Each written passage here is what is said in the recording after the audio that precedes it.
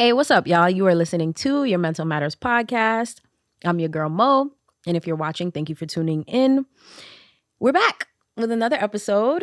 And we have a special guest with us, Aaron. I'm going to have him introduce himself like more thoroughly and in depth, because I don't want to butcher, anything you have going on. But thank you so much for joining me. Thank you for inviting me. Of course. And so, yeah, like, Aaron, introduce yourself to the people. Who are you? What do you do? Let's start from there. I'm an Instagram model. Instagram model is crazy. I'm joking. I want to lead with a soft opener, right? My name is Aaron Easton. I'm a fitness professional, a life coach. Yep. And inspirational and motivational person or influencer on Instagram. I've had to own that now. And a man with no identity, but willing to embrace any path that God puts me on, So outside of the titles I gave you, I'm in search for a better version of myself, always. That was pretty deep. I think the no identity part was kind of caught me. Like, can you elaborate a little bit? Like, what do you mean by that? Identifying with a title or a version of yourself sometimes blocks blessings. Got you. It defers you from seeing an opportunity that God wants for you that you kind of don't see for yourself because you stuck in this box you placed yourself in, and that don't fit the picture I painted for myself. And maybe your painting is small and it's in a very, very, very corny exhibit. Got you. And maybe God wants you in this dope, high end, nice museum, So I don't know.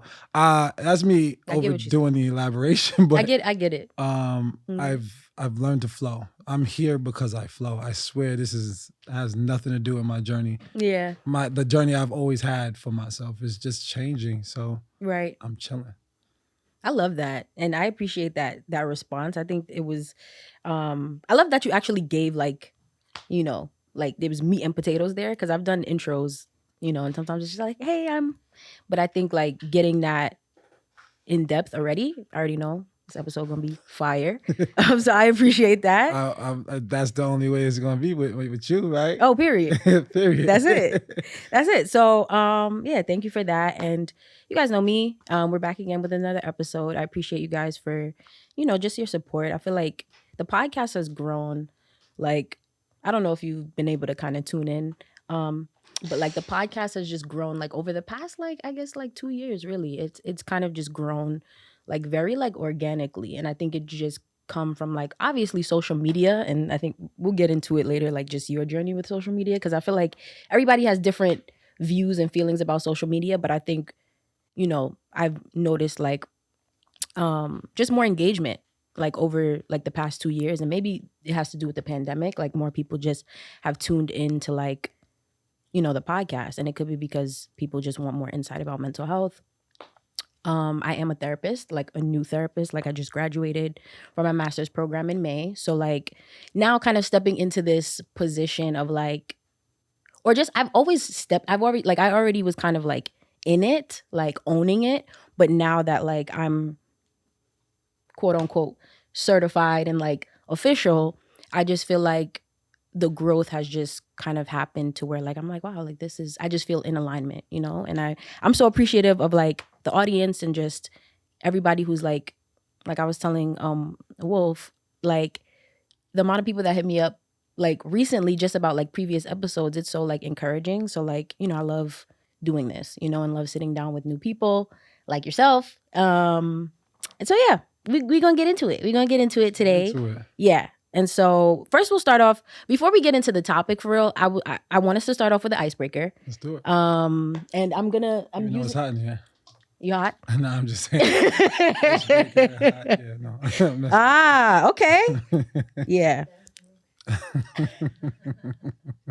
So yeah, we're gonna do this. Icebreaker is by The And. This is a popular like card game. It kind of allows you to get deeper really quickly with people that you don't know. This is the Friends edition. Okay. I wouldn't say we're friends. Friends now. We're Yeah, friends let's do now. it. Let's Right. But like, put a you know, title on it. Yeah. absolutely. But they have different editions. They have like the stranger edition, like you meet people for the first time, but this is the friends edition. So we're Okay. gonna, yes. So this could be like, you know, we don't know what the questions are gonna be. But they're pretty like open. So it's like it may not be like anything that's like too deep. It could be though. So we'll see. So you wanna pick the card first, or you want me to pick it first? It's your show, and then I'll go. I guess I don't know. How do you want this to go? All right, you pick. There we go. All right. Any side? Any side.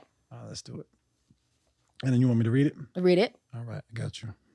Answer it, and then I'll go after you. Oh wow, dang, this is crazy. When was the last time you cried? Ooh.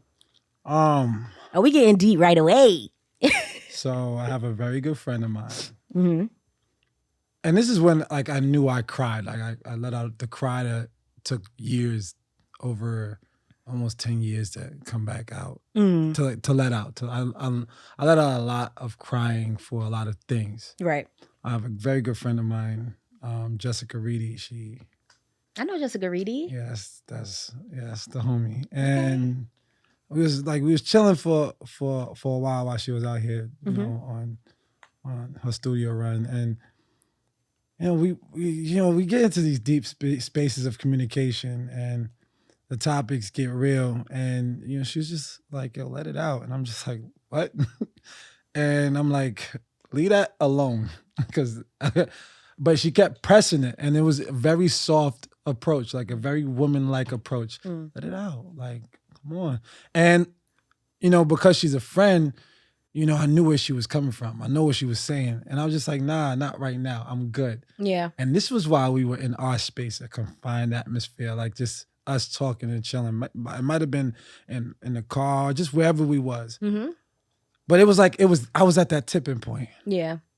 And so the next day we chilling, like just the very next day, and I was on edge. We went through something, and we experienced a moment. I hadn't had a problem with a person, a female, I should say, in a while, and I felt like I kind of did something wrong, and I had to apologize for it. I almost felt differently than I've ever felt before. Right. And I'm almost being taken back to that moment because I remember how she felt, and she was emotional, and I hate dealing with emotional women because I don't always know how to deal with them. Like, I don't know if I want to coddle you. I don't know if I want to like stop crying. Like, are you good? Like, can I help you? And so I broke. My water broke. I just started not your water crying. Like, I literally started crying we were in a restaurant. Wow. And it was in front of a bunch of people. That's okay. And it was more of me like realizing a lot about who I was being with previous women and how I behave and how I was so passively like not acknowledging certain things. And she was like, and this is a strong woman, but she was like, we have a great relationship, and I kind of like must have done something. And she was in a space of her feelings, if you want to call it. She was letting me know it. She was being transparent about it. Right. And I wasn't ready for it. You wasn't prepared. And so it turned me into this very, very much like it was a response that I couldn't handle. And then everything I was dealing with the day before that I was like not letting out, that we were just talking about, came out through it. And I cried for about 20 minutes. Wow. Yeah. And I was like, yo, this is different. I was like so mad at her at the same time. That is different. It sounds like you guys have a great friendship. That's yeah. She's it's like weird because, I look up to her and she's younger than me, but she's spiritually like amazing. Yeah. And it was dope. Afterwards, it wasn't dope while I was experiencing. I was just so upset because I was trying. We always talked about being in the moment and like experiencing what's going on and letting it build you, grow you, expand on you. And I was fighting it. Every time I fought it, it got worse and worse. So that's why I lasted 20 minutes. Probably would have lasted longer if I wasn't such a like man about it. But yeah, I cried for 20 minutes. What does being a man about it mean? It's the toxic masculinity energy that we're stuck with revisiting when we can. It's almost like an excuse because like we're systemically we grow into it. We've grown in it. But it's once you grow up and you understand, you know better. You for sure. Better. But that's pretty much what I mean when I say I was trying to be a man about it. Like shrug it off. Yeah. Like basically it came out that way because I was fighting it so long. Yeah. And yeah, it was a very, very unique experience. And a lot of stuff just fell off me. And I was talking to God in the whole experience. Right. And when was this? Okay, the when part. Yeah. That when? That was the question. It had to be anywhere between April and May. I'm not 100% sure when, because life has just been going so fast. It was before my birthday, and my birthday's in June, so it was the month before, and sometime in April and May. Got you. So a few months back. Yeah, but it took 10 years, over 10 years to experience that. Matter of fact, I didn't cry like that since my first girlfriend passed away. Wow. That was weird. That was one of the times where I was just bawling for a long time. Mm-hmm. And it was, yeah. When did she pass away? You said that was your first girlfriend, so that was a while. My very first girlfriend. Yeah. Wow. When I was 18 years old. Wow. Yeah.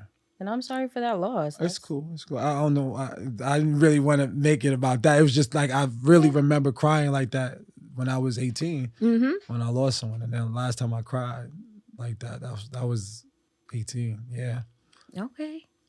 Well, I appreciate you for answering. This got deep quick. For sure. It got deep really quick. I appreciate you though. No, let me put these here, the ones that we use. Let me pick one now. I don't know which side you chose from, but It was that side, but it's cool. Yeah. Okay. So, it was the same side? Yeah, but it doesn't matter. Okay.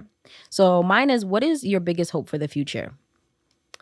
I know. I was like, maybe I should pick a different one. Okay, you know what? I'll pick a different one. No, I'm just saying it's quiet, but if you have an answer, it might not be corny. You know what I'm saying? I think I got to think about it a little bit. I have a lot of hopes for the future, so I'm going to pick a different one. I'm going to pick a different one. Let me pick from the other side. Okay, how do you feel safe? I like this question. I feel safe when I feel heard, and like when I feel like somebody's really like just engaged and really like trying to hear what I'm saying and understand where I'm coming from, versus people kind of like creating their own, like, I don't know. I wouldn't say projection, but they hear what I say, but don't really feel me for real. Like, it's just like you take what I say and you can only kind of grasp it from your own level of understanding, versus somebody who actually is like, I see you, I hear you, I want to understand you. And I feel like that it's an energy thing. You feel it, and you can really, when somebody's really like engaged and they want to understand where you're coming from. So for me, like, I don't feel safe when like people kind of just, they only heard one part of what I said, they take that part and kind of run with it, or like people kind of, don't actually take the time to like see me for real. So I think like when I feel seen, when I feel heard, and understood, and this could be by like even my friends, right? Because like sometimes I feel like friends don't always get it right. Like sometimes, like in my experience with friendship, I've experienced a lot of like friends where I felt like they weren't as emotionally intelligent as I am. So like a lot of times it's like I'm the one who's like there, like I hold space and I like really make people feel heard and understood, and then sometimes I feel like I don't get that same thing in return. So I think like I'll be like, dang, like, so it's like a lot of times I feel safe with myself because I know how to do that for me. But sometimes with other people, I'm just like, but I guess it's hard because like with the job I do too, like I'm trained to like be able to like understand people will not always get it right. So sometimes it's frustrating, but I think like, yeah, I just feel safe when like I feel like somebody's really taking the time to like understand and hear me. Yeah. So, all right, we do one more. I'm with it. We'll both. I liked those first two cards. Yeah, they were pretty. That game. Yeah, it's pretty deep already. All right. I would have said Yomi pick a card. Let me see. She's far away. A little new. What you got? You like this question, or you want to pick another one? I do, but I feel like it's a question I I'm not supposed to answer? What is it? Because it says, what do you think my work says about my character? So like, it's weird. Oh. Yeah, it's almost like a projected question, in my opinion. But or you could personalize it. I can personalize it. I figured I was going to do that. Mm-hmm. What I get from people, first of all, because I'm a personal trainer, and the kind of energy I walk around with is, one, I get this thing, and I feel like my work is one thing, but I feel like if you know me from my work, then there's nothing to really like judge me on. Like, you'll know me. Yeah. But if you know of me through Instagram about my work, then everyone that meets me says, oh, you're not your Instagram. And I never understand what that means, because I project a clear narrative and I don't know what comes out beyond that. So I'm like, well, what are you getting from my Instagram that says I am supposed to be someone else when I show up? Right. And why are you allowing me to be here if you had me pegged out to be someone you didn't want to know or wasn't interested in? So like, that's a whole nother thing. I do a lot of like analyzing beyond what people are going to say, but based on like the questions they layer and so on and so forth. Right.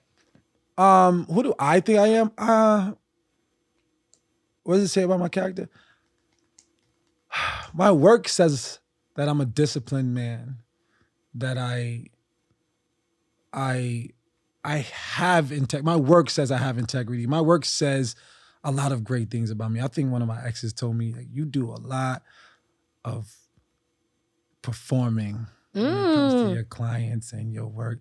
Okay. And I kind of took it personal, because I think I take my space of work serious, because I do not play when it comes to my clients and my opportunities to grow my business. Yeah. And so, I behave accordingly. Right. And I've learned to adapt to that person. I don't think I'm totally different outside of work. I think I'm a little bit more transparent, and I'm a little bit more human. Like, I'm a little, I let my hair down a little bit. You know what I'm saying? Of course. And I think I try and maintain the same level of maturity when it comes to connecting and communicating. Okay. Because I connect and communicate on a very, very high level when it comes to my business. But when I'm chilling, I'm kind of like a whole nother person in terms of my interest in connecting. It can go one way or the other. And so I've learned, as I had to start being a better example for everything that I preach and I do. Got you. Everything's got to like match, to the extent where like no one even in your personal life, in your intimate life, is questioning you. Because like, people don't really have enough to question me on, but like, people that love me, they be checking me sometimes. And it's not in a bad way. It's more of in an encouraging way. Yeah. You know what I mean?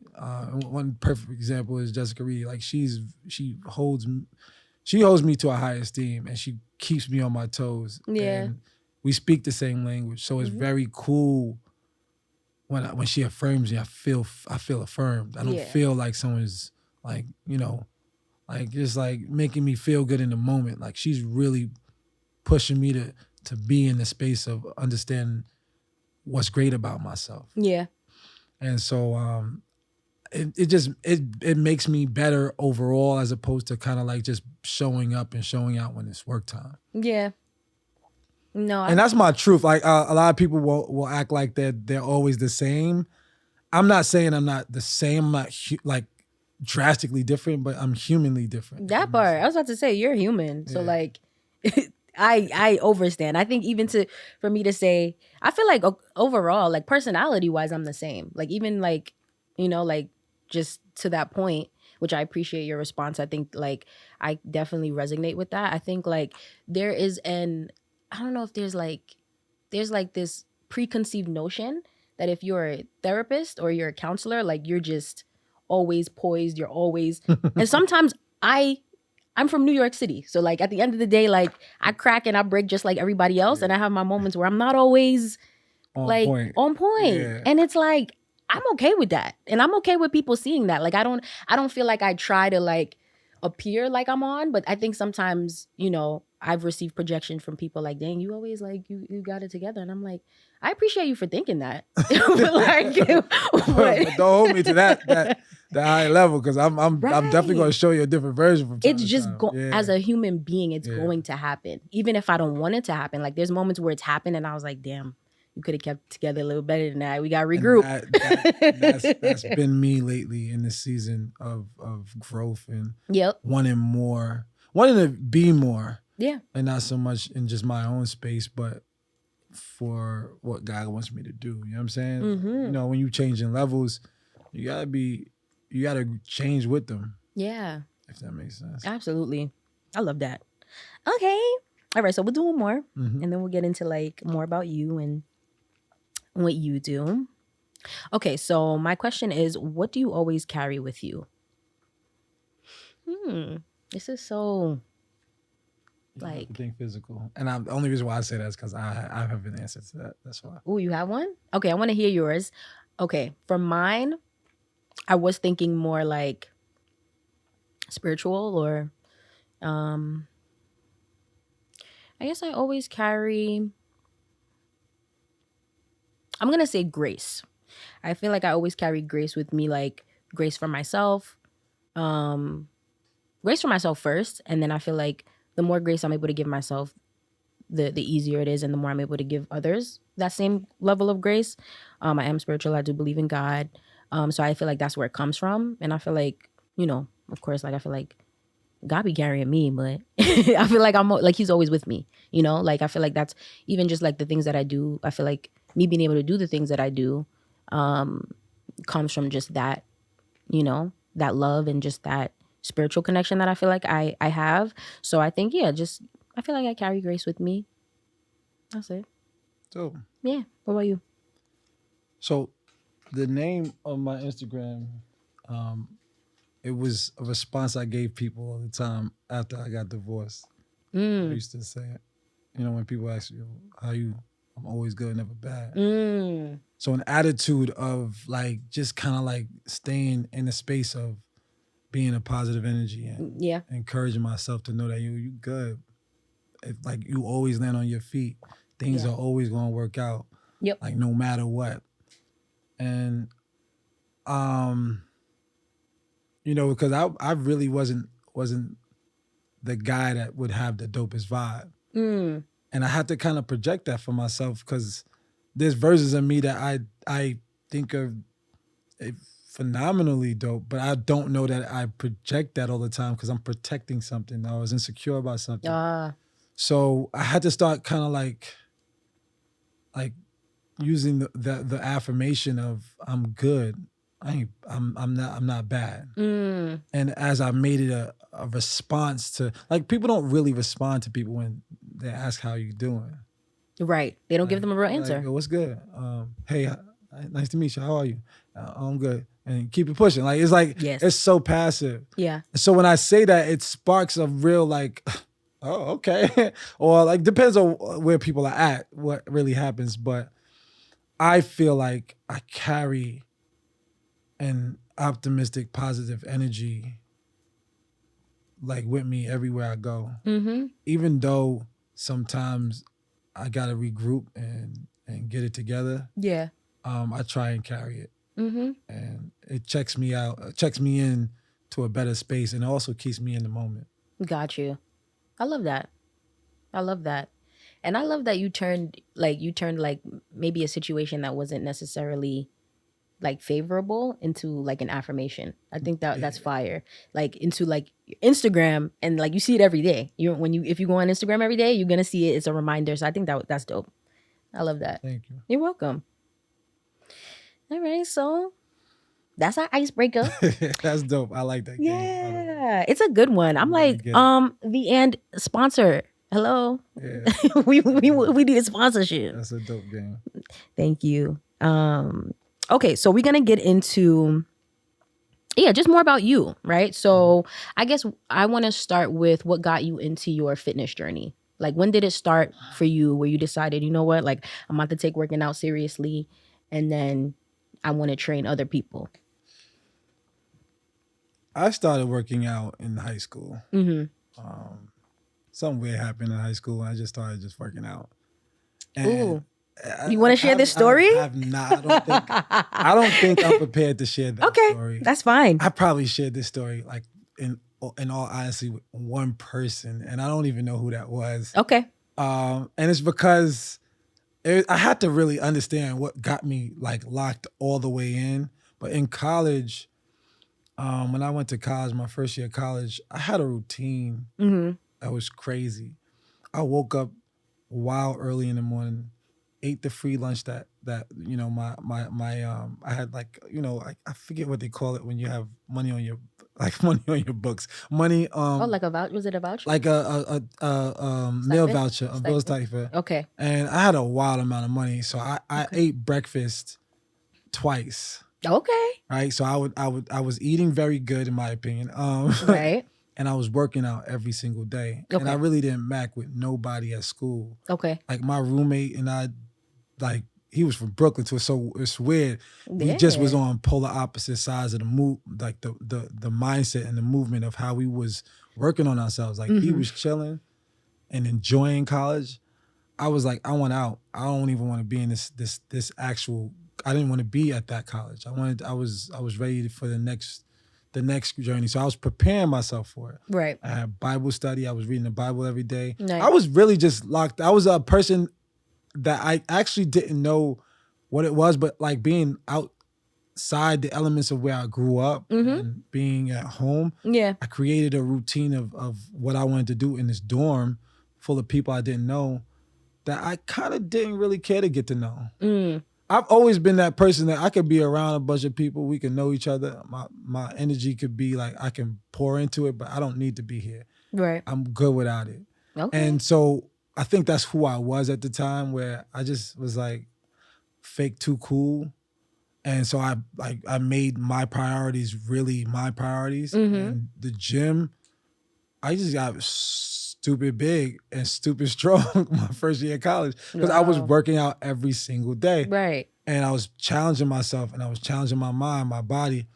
And after that, I dropped out of college my first year because my girlfriend passed away. And outside of hustling, I was trying to join the Arena Football League. And we had a team in Long Island at the Coliseum at the time. Okay. And I was training for it. I wanted to train to try out because I thought I was okay as an athlete. And I was like, I want to try and be an athlete for real. Yeah.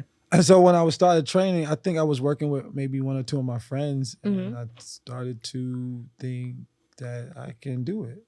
I can train. I can train people. And plus I worked at LA Fitness part-time. So it kind of helped like me kind of merge into training. Yeah. And I had a knack for teaching. Got you. I simplified things I understood about what I was doing, and people kind of they learned quick. Yeah. And my grandfather was a bodybuilder, so he taught me little different tricks to kind of build my body up. And I took it and ran with it. Right. And I love it. I love the gym. I love to talk about working out.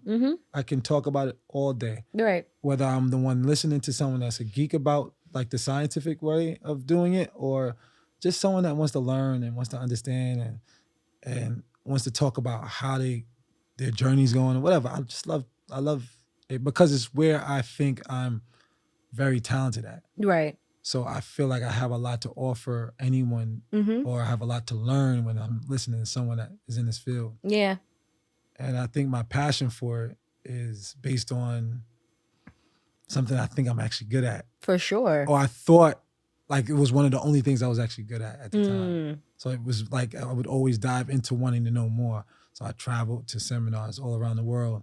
I learned from different people and their different ideologies about training and fitness.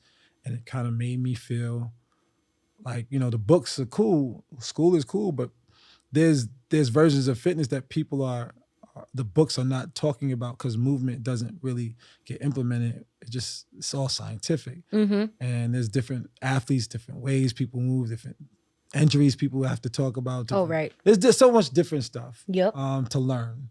And I was all for every avenue. And it became an a successful field for me in a sense. That's dope. So I just kept going with it. I love that. And that generational piece where like your grandfather being a bodybuilder is kind of fire. Like you don't hear that often. Yeah, he was like that. Yeah. he was so like that when we was like 12 or 13 years. Well, I was 12 or 13. I would go to. We had a house in Brooklyn that he lived in. And we'd visit because I moved to Long Island. Yeah. And he'd be like, "You're getting small. You need to start working harder, working out more." And I used to say to myself, "Dude, I'm 13. Right. Let me be 13." And so it was kind of like one of those things where I was pushed into it. Right. Like I was suckered. Like I was like punked into it almost. You know what I'm saying? Yeah. And it made me want to be strong because he saw that in me without like having to say, "You could be strong." He said, like, "You look weak. Like, why you look weak?" And I was like, "What am I supposed to look like?" Yeah, I mean, but it was in me. The genes are in me. Like I legit like look like my grandfather in some senses. A lot of ways. I got the bald head, the clean face, like everything. I am like my grandfather's grandson. I look just like him. I took a lot of genes from him. That's so it's dope. crazy. That's pretty cool. I love that. And I was just over here just thinking about like, I don't like just the dedication, like starting from that young and just, I don't know, in a way, I just feel like, I mean, and for you to now be, and all his information, like Instagram and stuff will be in the bios and stuff, but y'all follow him because like, obviously after we followed each other on social media, I was like, oh, like you're like legit. Like this is like you're official. And I think like you're I never really know what that means, but I would love to know what that means. But because I appreciate that. But yeah. Because I've been doing this for 16 years. Right. So and I've been on Instagram kind of doing it for 10. Oh wow. So like now that it's working, people say that and I'm getting this energy like, "Oh yo, you like that?" I'm like, I feel like I've been like that, but like it's crazy because natural for you. I feel like it's just the timing of it. Yeah. Like all of the energy I'm putting into is now being rewarded with like appreciation and affirmation, and I think that it's cool. I'm like I don't know what I was doing differently 5 years ago, 4 years ago, but I kind of do know. My energy is on another level. On another level. And I agree with you. I mean, we're going to get into the social media part, but just I mean, I think it's evident. Like it looks natural. Like if you know how some people, as far as, social media, some people, as far as influencers and stuff that post content, like I feel like you could tell like the people who it's like, it doesn't come naturally for and the people that it does, at least in my opinion, from different, influencers and stuff that I've seen, and like I was like, oh, this is like, like it comes through the the channels. It's like, oh, okay. So I feel like it's like in a way it's like your calling, like your alignment. I believe in things being like for me, I feel like being a therapist is I'm in alignment with my calling, like because I knew I wanted to do that since I was in middle school, and it kind of just. So I think like for you just to hear the backstory, it's just like I love stories like that because it's legit a journey, and now you're here and you're kind of just like seasoned. You said 16 years, 10 years. That's a long time. So to be, oh no, I guess yeah, be transparent. We on the pod. I don't know. So when I was 19, I got arrested. Okay. And I ended up getting a record. And let me drink some water.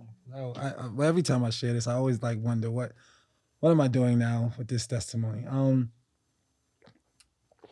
And I was raising a son at the time, and I didn't know what to do because no one was hiring me. And I had to bet on myself, but it wasn't really like that. It was like I'm doing what I can, and I was able to work through my church, and they kind of like built my career almost because they let me do what I do. Yeah. And they presented me with opportunities that I didn't really know I was capable of like killing and doing a good job at. So I was running fitness retreats, I was doing fitness programs, dealing with a lot of things. And that was low key a part of like the not the beginning, but as I started to get into the fitness and the entrepreneurial level of it, because I don't work for anybody. I haven't worked for anybody in over 10 years. And the entrepreneurial level was just me trying to figure out like how to provide a life for my family. Mm-hmm. And I just didn't know whether or not fitness was, gonna do it, because it was such it was a lot of demand. It demanded a lot of my time. Right. I was losing a lot of time with my wife at the time, mm-hmm. and being a father. And I kind of divulged that when I got married. I was like, yo, I'm not gonna be around. But I locked in, and I changed demographics, and I changed my methodology and how I was moving. Started training and teaching different types of people. And I was doing classes. I was doing classes in stores. I was just doing everything I could. I was doing free classes in the park. I would go everywhere. And I was just trying to do as much as I can, right, to kind of figure out where the road is going to lead me. And once I got to a space where I was like, oh, my clients are going to give me more clients.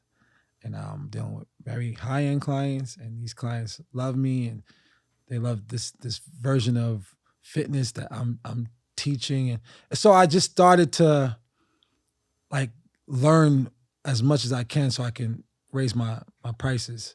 Okay. So I could demand more, because a lot of times when you're an entrepreneur, you don't really know how to give yourself a raise or, give yourself a promotion. Right. And the way I did it was I kind of kept going to seminars and learning. Mm-hmm. But it started from being stuck and not knowing if I'll ever have the life that I always wanted for myself. Right. Because I couldn't find a job that would provide me with the things I like and the mm-hmm. things I love and the person I wanted to be. Yeah. So I'm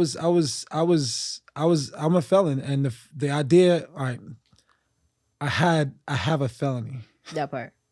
I like that you changed the language. And that was the thing. It was my narrative for a long time, which is why I never could say it, because I didn't understand how to identify as a felon, because I wasn't identifying as one, but I was moving like a person that was scared that my felony would get the best of me. Mm-hmm.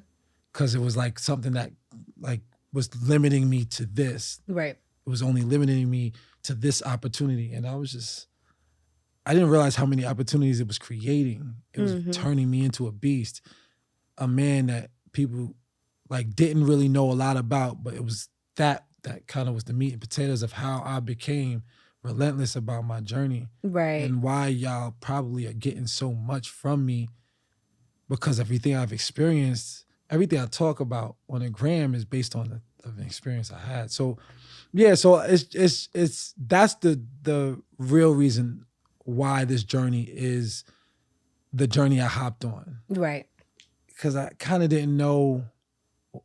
No one else was letting me do anything. No one was hiring me. No one was hiring me for anything. And it was based on what I did wrong and the experience that experiences I had at a young age. And once I made that change in mindset and saw myself as a CEO and entrepreneur, I started to invest in things, and it kind of changed my value, my level in life. And the story goes on and on, but sure. That was what was the catalyst to get me into this industry. Yeah. At such a young age. Wow. I love that.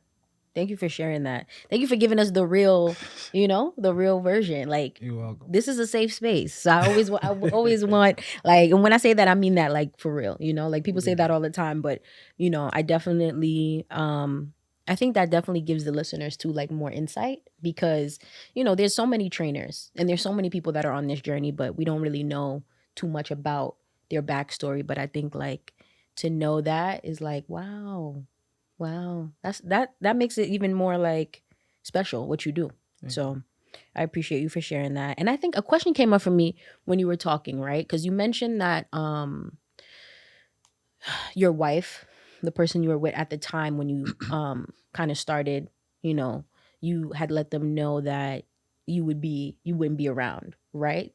So I'll be working, I'll be going hard. Right. And so my question is, how much of that do you, like, experience now? Do you feel like because of how hard you go and the work that you do and the dedication, do you feel like it puts a strain on the relationships in your life? Not the ones that matter. Oh, okay. Honestly, so in my single journey, I started to date my friends and my family. Mm. And I started to take those dates just as seriously as the ones that you want to build an intimate relationship with a woman with. Mm-hmm. Because the things I needed to learn about myself and the things I needed to understand about myself had to come from the safe spaces and the spaces where love was going to be reciprocated. Right. And I wasn't going to be able to be a BSer, and I was going to be held. I was going to be like there was an accountability in the space, and once I get into the dating realm, I never really know if a woman understands my level of ambition and passion. And it was crazy before. It was crazy with my ex-wife. My ex-wife, I feel like she liked me, but she didn't like me. Like I wanted too much is what I got from her. And I don't really like speaking bad about my exes. They're great people because I dated them and I clearly liked them for a reason. Okay. And I still have love for them. Good. But like I think that I'm still on a journey. Yeah. And a man on a journey is a man that not every woman understands how to be with. Okay. I don't know how to explain why women don't understand a man on a journey. Because they want the man to be where they need to be. But that's not all women though. I didn't say that. Yeah. But you said women. Most so when I say that, I mean, so when you meet a man of value, a man that values himself, a man that values his future, right, and he's trying to prioritize what he believes he needs to do and the idea of building a relationship with you, it might not look how you want it to look. Okay. The level of sacrifice that you are expecting based on the interest you think he has in you, it might not match up with what you think you deserve or what you think that the energy he was giving you is gonna turn into. Got you. And so like as life happens to me, I stopped sacrificing. I used to sacrifice it all. Everything. And I changed the dresses. I've changed lifestyle. I gave up life. Yeah. And I never really knew that it was appreciated or understood, but it wasn't their place it wasn't their problem to figure out how to coddle me in that space. I decided all those things. Okay. As a man, I made those decisions to sacrifice. And I also taught them what I valued more. Like if they understood my value to be my journey and my work, they'd adapt to that and try and find themselves in that space. And I'm not saying that I'm not saying that it's like sole priority. I don't know how to manage my building and of a relationship and my building of my for sure. my ideals. But I think I'm learning that I gotta be selfish in this season.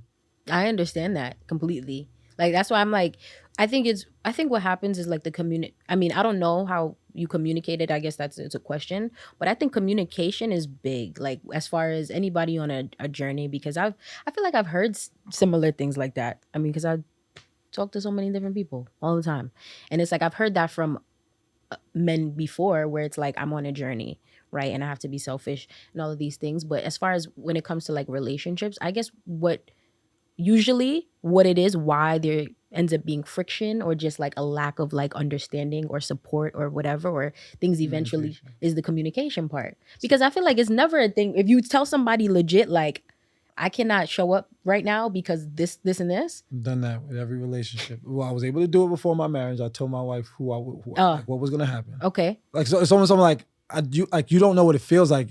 And that's the thing. Women hear things and they don't, like, words are different than actions to them. And then they'd rather be massaged with words than pay attention to what's really going on.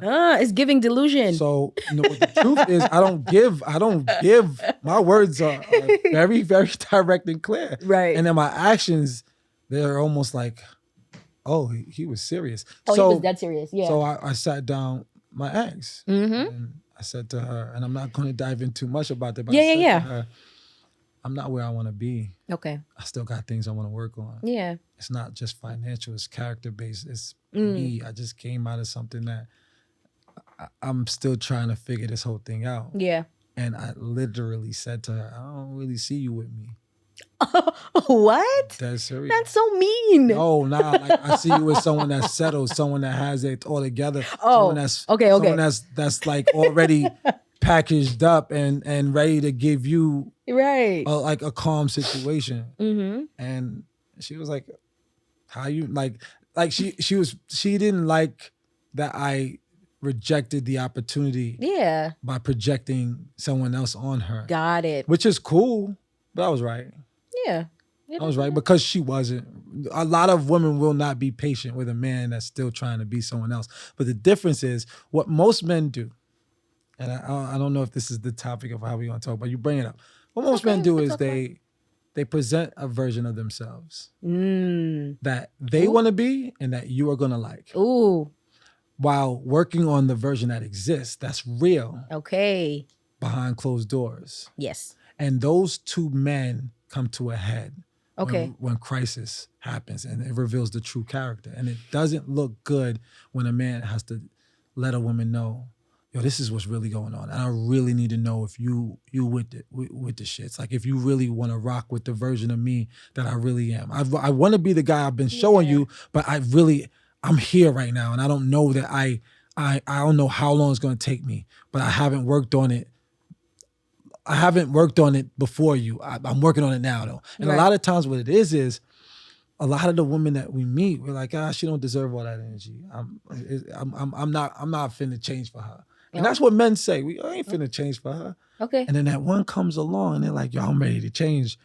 But she's not gonna be patient for you. She's the one that doesn't have to be patient. And that kind of forces you, the woman, that new woman now, she's like, she's you know how they say, I built up this man for the next woman? Yes. That's what that becomes. Because he was trying to do it in a time. It's like almost like you're trying to be someone and change into that someone at the same time. And it's not happening in the time frame that the good, valuable woman is either expecting or deserving. And so it leads to a failed relationship. And then that man gets it all in the end and is prepared for the next one because that value was being worked on through that trial, that whole experience. That's crazy. And that's well, so I do it differently. Yeah. I'm expressing it and I'm living it out. And honestly, that's exactly what happened though. Like even though I was saying I was on a journey, when I lost my last girlfriend, it turned me into a better version of myself. She built up a version of me that I think, well, I'm not ready for the version of a woman I want. Yeah, Yomi. Hey, girl. Shout out to our producer, Yomi. She in a cut. So do you think these women are like falling in love with potential? All right, so when men present that version of themselves that they want to be, they're giving you what they want to be. So it is potential, but it's not wrong. It's giving for if you communicate it. It's not wrong because every man is going to do it. Really? So what man is really going to sit down and tell you everything that's going on? Show up as you. I'm sorry. How many of you will take the you? You never know. That's why, because we've never seen it. They don't talk about it in movies. They don't express it on podcasts. You'll never know. So we're going to play the game how it's always been played. And I'm not saying I do it. I'm saying most men do because y'all agree. Y'all know this is happening. Y'all fall in love with potential because we're creating a version of ourselves we want to. We're not doing this. I don't believe 100% of men are doing this intentionally. I think it's intentional. No, to not become that man. Oh, right. But I think it's just like, because I mean, I feel like I show up as me in every. It's a totally different conversation. A woman showing up as her versus a man? Because guess what? Like there's broke women that get rich women. Showing up as yourself don't need to be anything but what's presented sometimes. Like I don't know that the conversation's the same. Really? Because I'm trying to understand. What do you want from a man? I want him to show up as him. All right, what does that look like? Whatever that is for the... That's a lie. Because then there's a whole man in your head that you want. And 9 times out of 10, you tell us who to be and we're going to be that guy. Now, Really? well, Because that's the thing. largely because sometimes we just want to smash. Like that's one version of that like But you I give us think- the formula. Well, all right, we'll cook it up. All right, turn ourselves into. But it's we also smash and then we change. 2022. It's 2022. So guys are saying I want to smash and they're smashing. So it's not even a thing now. With the 2022 chick, a woman that's not like Like a valuable woman is like, not. come on, like that's this like she's just evolved into the woman she is today, and that's like we being direct now. Oh, okay, cool, you like that, but then You would be surprised. I'm telling you. What is the valuable woman? What your definition? What is it? Because trust me, there are a lot of these women that. That's a good question. That's why I'm like, because he said that a lot, and I'm over here like, what is it? who am I working on myself for? Who is it? Do you have a description at all? Like you don't have to give everything. Beyond beauty, because Right. the smile and the beauty is innate. Like I want to be with a beautiful woman, Right. a woman that understands conflict resolution, Okay. a woman that understands how to affirm a man, even in her negative spaces and emotional imbalances. Okay. A woman that's not quick to run. Okay. A woman that understands growth Yeah. through learning a man. Because what I think a lot of women do, they passively learn. And then they talk about, when they get to this learning stage, they talk about intuition. It's like, no, you've now just learned everything that you've experienced. Intuition is crazy. Yeah, you do know that y'all are not the only ones with intuition. Of course. Oh, But men just a don't like to woman's use intuition theirs. is totally different. Do men use their intuition that's often? us Do they tapping tap? into our sensitivity. That's us Okay. tapping into our emotional maturity. Right. And that's why we get to behave like we know what we want. Because intuition exists largely way quicker than y'all think y'all's does. That's why we operate so like all right, I'm done with her because I'm what I think it is also sometimes is men are not ready and they'll look for anything not to be ready. Okay. That's one version of it. And then there is intuition. I know what I want. And what I just saw, I ain't jacking. So maybe I'll stick around to have fun, or maybe I'll just call it quits and she gonna have to figure it out because I don't think she's ready for the truth. Yomi, this is you hear this? Now this is my Yomi. First of all, I don't know that. This is my take on a lot of things. No, I appreciate the honesty. I'm here for it. I mean, I'm listening. no one has to agree with me. I'm listening. I've been in this space of dating, marriage, and all this. I'm just accumulating understanding. Yeah. And my He's writing a thesis. Come on, thesis.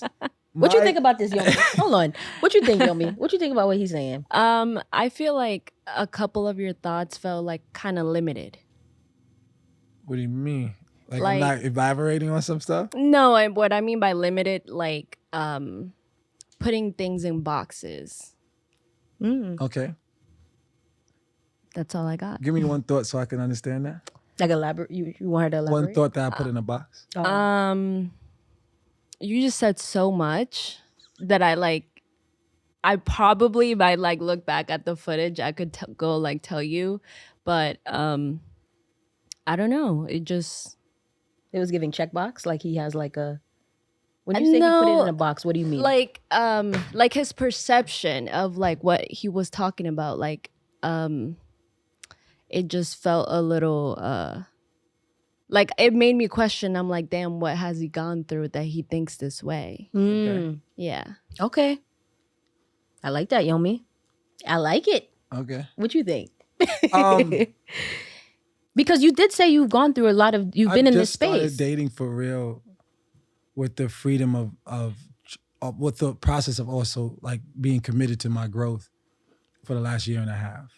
I've been such a relationship guy that I had a friend tell me, "Yo, you don't need a woman to join you through this journey. Like you don't need a woman. Like it's not a part of the package of your journey. Yeah. It's not a necessity. Right. So stop thinking that the journey has to be with a woman." Yeah. And he was teaching me that I should be selfish about where I need to be so that I can legit be in my purpose without fighting it when I'm dealing with a relationship. Did you feel like you needed in the past? that you had to go through your journey with a woman? Yes, because I stayed and limited myself in the process. So like my first relationship, my marriage, and this is why, because I feel like I always talk about my marriages, but it's a part of who I am. I felt like I was dragging him through my life, my wants and needs, because they as in, it was her son. So I had to kind of like, it was a package deal, and I had to bring them where I wanted to go. Because they weren't on the type of time I was on, and I wasn't letting nobody stop me from wanting to do what I had to do. Right. And then my last relationship, I kind of like changed a little bit and made it like a relationship goals thing. Okay. So we bought a house together, started 2 businesses, and did this, did that. But then there was the version of me that I still needed to work on. Right. I wasn't really on it like that. Got it. And I also wasn't that mature, so I had a lot of things to work on that I just couldn't do in the relationship in the time that she needed it. Okay. So it was inevitable that the relationship at the end. Right. Because God needed me to work on myself in isolation. And that was your last relationship, you said, right? When was that? About 1.5 years ago, for 4 years. Okay. Wow. And then the other one was 8 or 9 years of, so okay. It was a Got collective 15, 14 years of relationship and intentional relationship. Right. Okay. Got you. Yeah, I mean, there's a lot there. I mean, I appreciate you for being so transparent. I'm like, there's so many other questions coming up, but maybe we could talk after, because we're on a time crunch here. And I want to get to social media. We didn't even really get into social media yet. And this is weird because I love talking about this, especially with women, because I'm just learning a lot. Yeah. And I'm also learning a lot about myself, but I stand firm on the things I understand until I can be taught something different or educated in a different way. And experiences taught me a lot of the things I'm expressing. Right. It's true. Even though it may be limited, like what I've had to go through. Right. For sure. And something that you said, you said that, I think you said something like, it's a part of who I am, or it's who I am. Oh yeah, his marriage. Yes, and that's the story is so the story of the experience is a part of how I am where I am. Like the fact that she was able to, like, she asked for the divorce. The fact that she gave me that divorce is such a blessing. Like I could not be where I am today without her wanting a divorce, because I wasn't ready for a divorce. I wanted to work on a marriage. I wanted therapy. I wanted everything to work. Right. Even though it wasn't working. Yeah. And even though I didn't behave like someone that wanted it to work, I didn't believe in divorce. I didn't believe in it. I'm a spiritual man. I could not go through that knowingly, but I also learned that when a woman is experiencing hardness of heart, you can't really change that. That's something she needs to change on. I can't influence a change on that. And if you love somebody, you let them go. And that was kind of what I learned that I had to do. And it was, she gave me my life back. Okay. I saw it that way. Right. That's a beautiful thing to see it that way. For sure, right? Yeah, it wasn't like that in the beginning. Yeah. I was in a whole lot of emotional places. Course. But I had to really respect it. And, you don't get closure from that kind of death. Wow. I mean, Someone's it is some type of death. Yeah, you don't get closure, so you have It's to. a little morbid, but it's true. I'm over here like, this turned morbid quick. Yeah. For sure, though. I've never been married, so I can't relate to that experience, but I could imagine, I mean, I've lost people before, and that's what that felt like. Okay. And to go from love and nothing anymore, Yeah. and almost be rejected in a sense, it was Tough. It felt like death. Wow. And I felt like this is the way I don't want to ever lose people. Yeah. If I lose you because God wants you, I can figure out how to be okay with that, because that has nothing to do with the journey you were supposed to have with me. Right. But if I lose you because of me, that's why I'm working on me so much. Got you. Because I'm tired of losing people because I'm not ready for them. Wow. That's deep. That's a bar. It's a whole bar, right? Okay. All right, cool. So we're gonna switch gears real quick. We're gonna get into like, I know we close on time, Yomi. We have a little bit more time. Yeah. Okay. Do your thing. Thank you. Okay, so okay. So yeah, so I'm like trying to get back. We gonna edit this out. we gonna edit this out. Okay. So all right, cool. So we're switching gears into social media, right? I've been watching your social media, since we followed each other. And yeah, your content is very inspirational. I feel like you look at it and it's like, dang, I want to work out now. I'm slacking. Like literally, I think when I looked at one of your posts, I was like, maybe I should go to the gym like today. I appreciate it. Yeah. I thank God that's Yes. what it's doing. Yeah. Like for me, I'm like, and I feel like that's what, I mean, as far as my Instagram, because you can kind of curate even your like newsfeed and stuff, how you want it. Like I only have things on my Instagram that, are inspirational. Like I just want to keep like, because sometimes Instagram can be a little like toxic, like different posts and shade room and all of this. Mm-hmm. But I like to like see things that are motivational in that way. And so yeah, like there's been a few times I looked at your post and I was like, oh my gosh, girl.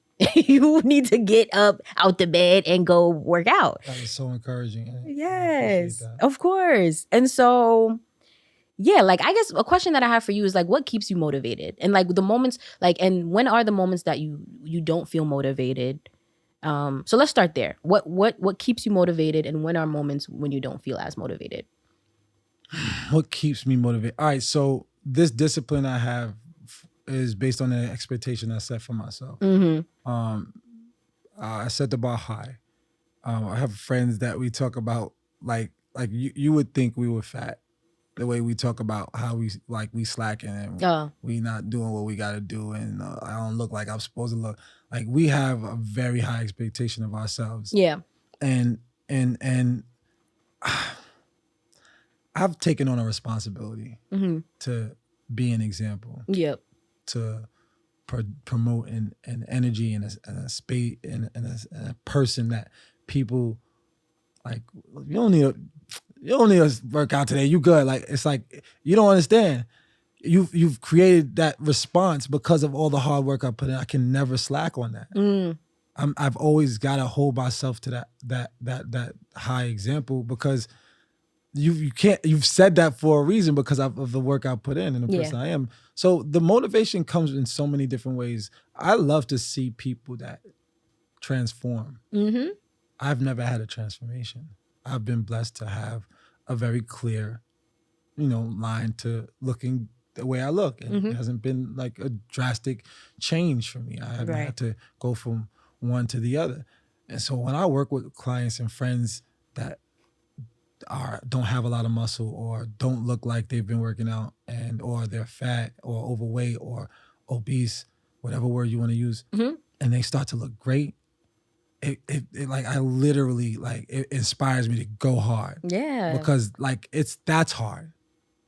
That's not easy. Yep. Like making an extreme change is not easy. Right. And people that make drastic changes in their life encourage me and motivate me. Mm-hmm. And when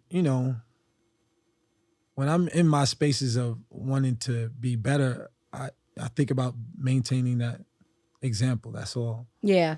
And motivation is it's momentarily, like some moment to moment thing. Like for sure. Like you could have motivation today and tomorrow it could be all the way gone. Mm-hmm. And, you have to recreate it for yourself. You have to go searching for it. That's why Instagram can be a gift.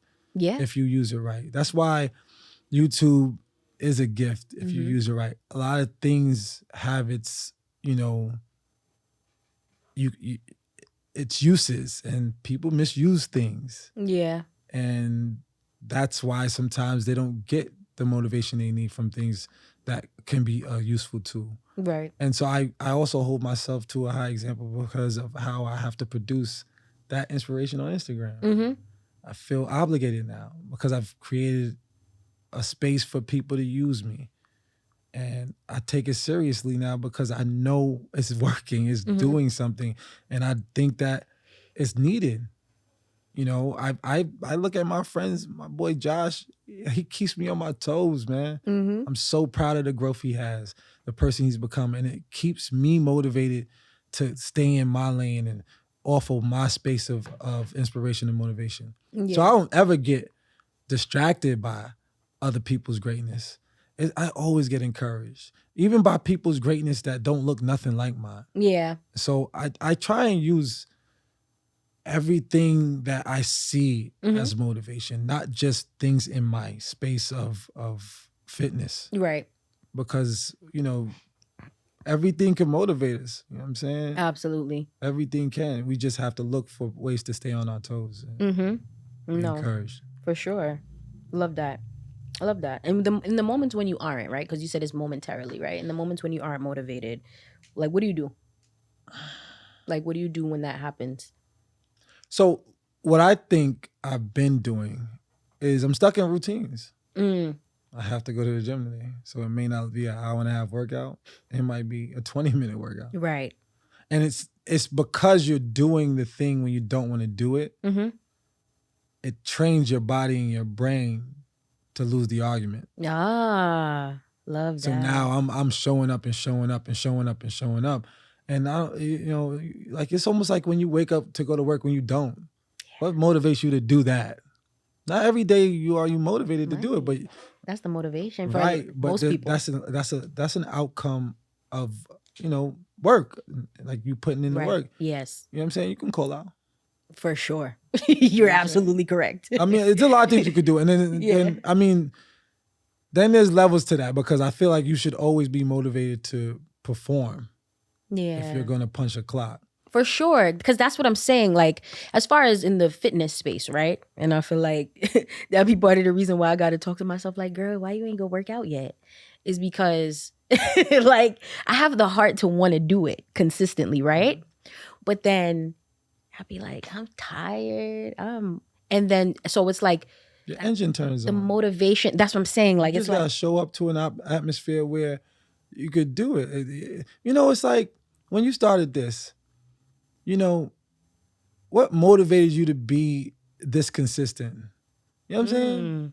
Like everything has an outcome that you're not sure about, but that you want.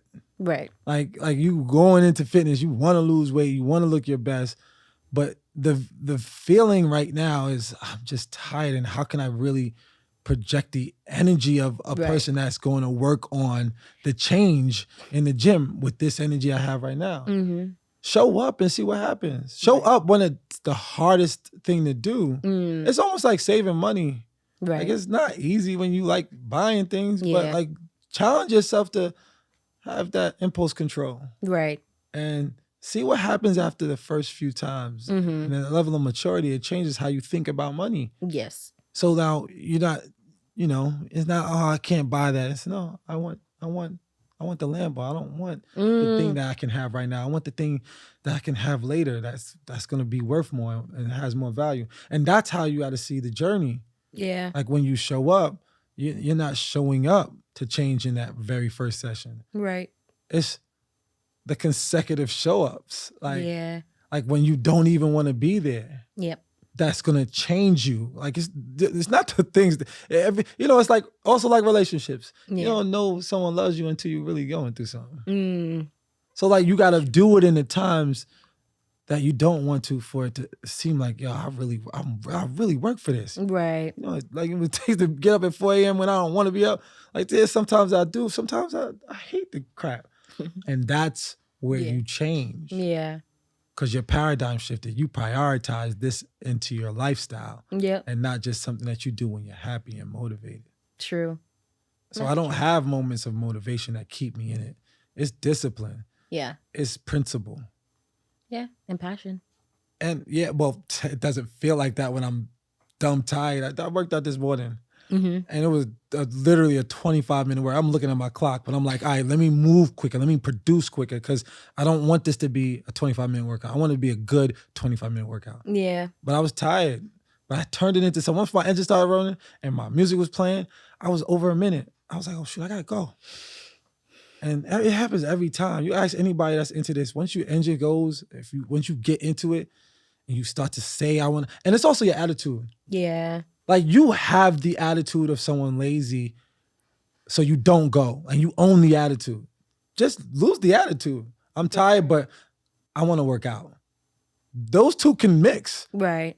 Because I'm tired, but I got to get this paper. You ever been hungry, or you ever been making money and because you on it, you forget to eat. Oh, for sure. It's because you locked in. Yeah. But like, how you forget to eat?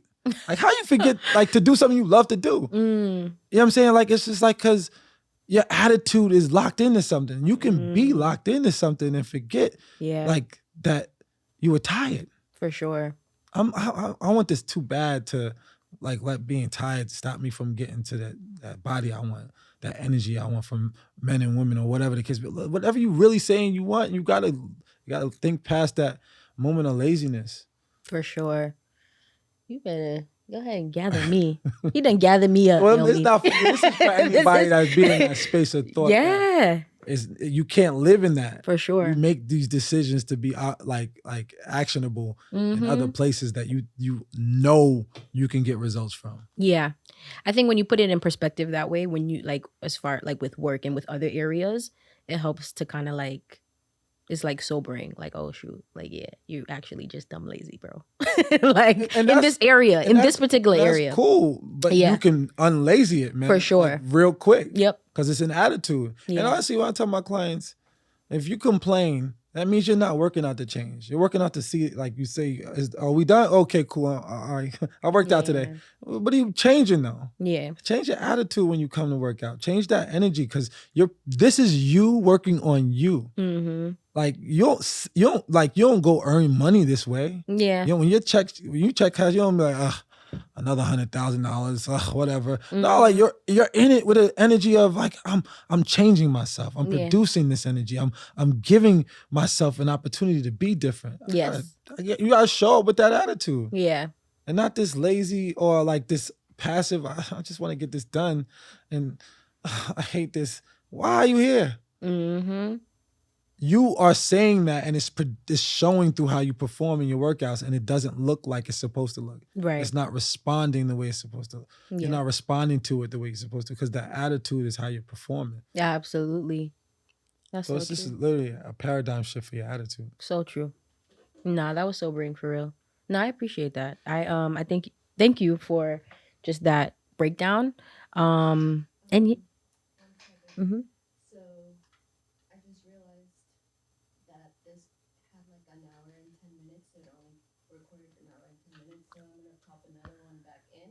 Okay. But the audio's still recording, by the way. Oh, okay, cool. Yeah. So should we keep going or wait? I'm gonna pop this in and then keep going, and then I'm gonna like just put a Band-Aid on that. Okay. All right, cool. We're close to the end now too, so. I didn't know you were gonna go over. I know. Me neither. The conversation was good. That's how you know it was good. It's good. It's okay. Thank you. It's all right. We edited out. I'll definitely like send. Okay, I'll send an email for like edits and stuff, so it's cool.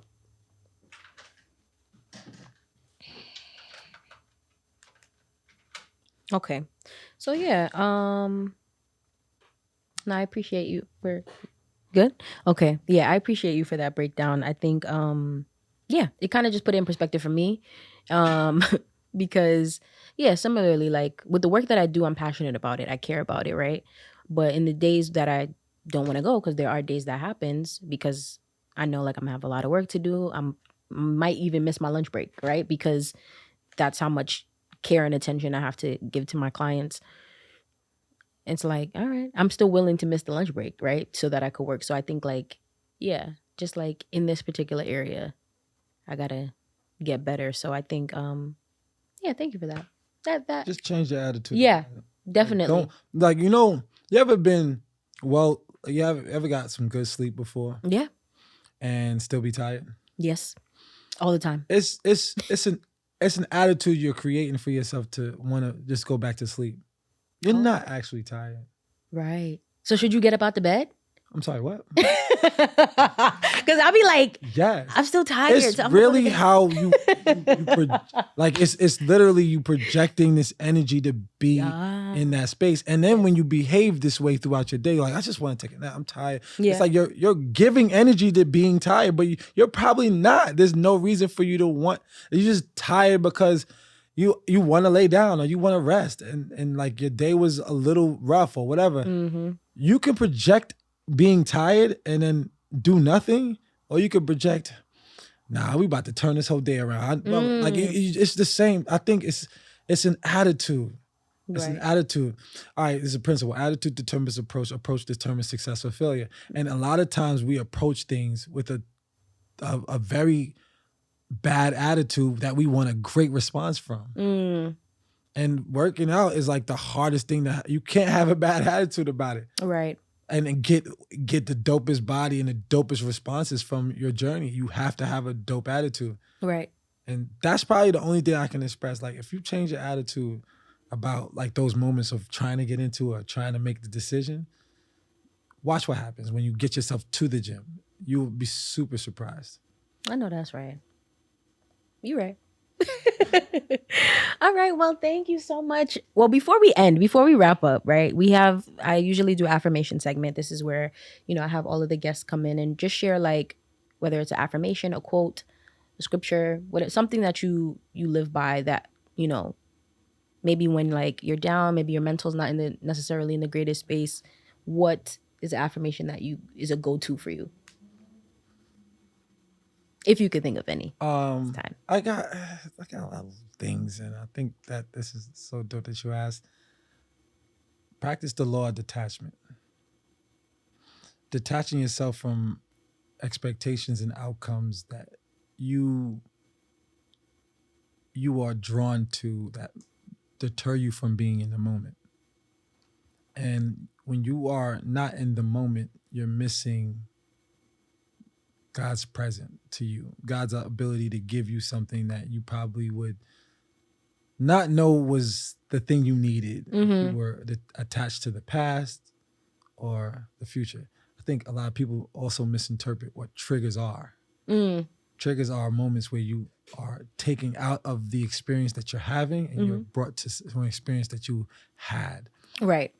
And it's projected onto the now, and it's like if you stay in the moment, you will experience more bliss and more peace.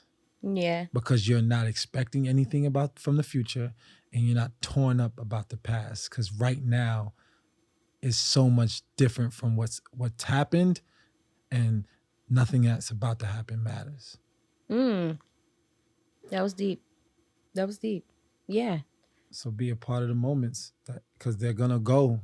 And if you take an attitude from the last moment into the next moment, you're gonna miss a moment. Absolutely. And I like the part that you said about the triggers, like just the breakdown. Because a lot of times I think with triggers, because triggers is something that you may not necessarily be able to control if it happens right away, but you don't have to stay, like, you don't have to stay in it for sometimes the amount of time that, but it takes It also practice. teaches you that you didn't heal from something. Right. It's a teacher. Because you're allowing a moment that has already been done to tarnish a new moment. Yeah. And then you project it on a person that has nothing to do with it. Well. Which is like understandably, empathetically, it can be in relationships. Yeah. Therefore, when you know the trigger exists, but then it's like, what you working on over there? Mm-hmm. It's true. How many moments can we be in for real if you're stuck in all those old moments? Yeah. Yeah. So detaching yourself from the past and the future. Right. And living in the now. That's why we went over. I know why those questions was asked. Why y'all were here. We were here for it. And it was real. And whether it was something we liked or disliked, we were a part of it. Yeah. It changed the narrative of what was supposed to happen. Yep. Absolutely. Okay. Well, thank you so much, Aaron, for everything that you shared. No, this was dope. I'm excited for this to be, for the episode to go up. But let everybody know where they could find you. And if you have anything coming up, anything that you want the people to know, please. You can find me on Instagram, Mr. Dot Always Good, Never Bad. I'm working on finishing my website. People are harassing me about that. And I'm working on putting together some fitness events where I'm going to be teaching again. I have a passion for teaching, and I haven't really done it in a long time. And I'm looking forward to projecting that energy with a bunch of people as opposed to my one-on-ones. So you can look forward to that. And I don't know where God has me going, whether it's TV, whether it's podcasts. Come on, TV podcast. I'm just flowing. I'm just flowing. That would be dope. I see that for you, I for sure. that. For sure. And as far as the fitness, the class is it like fitness classes, like group classes? Fitness classes. Okay. Well, in an event status, I want to collectively give more to the event than just teaching. So I'm not sure. Yeah. It hasn't happened yet because I'm not sure what it's supposed to be yet. Right. But I'm praying about it. And okay, cool. I love teaching. I love teaching. I love giving energy to multiple people because it brings out the best in people. And so I'm hoping to get back into that. Yeah. And so that you can look forward to. But if you're looking for like inspiration and like just motivation, I'm locked in on that with my IG, and Mr. Dot Always Good, Never Bad is where you can find me. Yep. And that's about it. I know that's right. And one final question. Are you taking new clients? Always. Okay. Period. Because I told my mother as I was coming here that I'm going to go sit down with you. She was like, he taking new clients? I was like, girl. I was like, I'll let you know. I was like, I'll find out. I don't know. There's different ways to deal with clients now. Virtually. Yeah. One-on-one, in person is cool. I do have a very limited schedule. Yeah. And that's what I'm saying. That's why that's a solid question, because sometimes they're like, no, I'm at my cap, I'm at my limit, I can't see any more people. I'm grinding. I'm grinding. I want to go wherever God's sending me. So and I'm also being married to the right people. I think because my energy is right and my attitude is right, I'm not dealing with people that just wasting my time and their time. So I think I'm getting clients that I get serious. Yeah, and I get to impart this new energy onto them. So, okay. Yeah. Love that. Okay, well, you heard it here. Yeah. Thank you so much, Aaron. Thank you. I really appreciate this. I love this. Of course. Your Mental Matters podcast, guys. We're out.